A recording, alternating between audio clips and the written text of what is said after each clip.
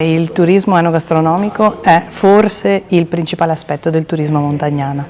Registriamo con grande orgoglio e anche con un pochino di sorpresa un balzo in avanti rispetto al pre-Covid di quasi un 30% di pernottamenti a Montagnana. Il che significa che mentre prima l'afflusso turistico era un afflusso turistico mordi e fuggi, cioè vengono 2 ore, magari si mangiano qualcosina al volo ma se ne vanno, ora invece si fermano per ammirare la città,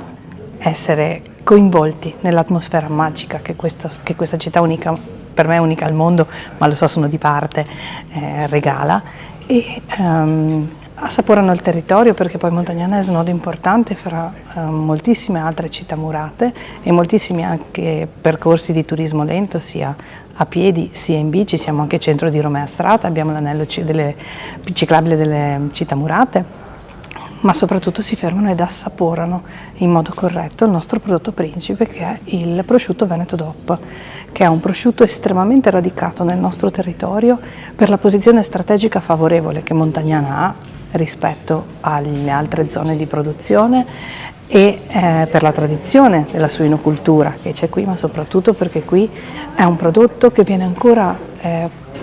lavorato a mano, massaggiato a mano, è una vera e propria eccellenza artigianale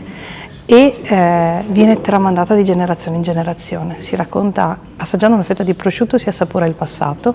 ci si immerge nel presente, ma si ha anche uno sguardo al futuro, perché la DOP che segue il prosciutto lo sta proiettando in una dimensione importante e noi ci faremo trovare pronti per accogliere questo futuro. Già la città è bellissima di per sé, il nostro compito è quello di comunicarla e di trasmettere la sua bellezza a tutti gli altri, poi l'effetto meraviglia lo crea da sola.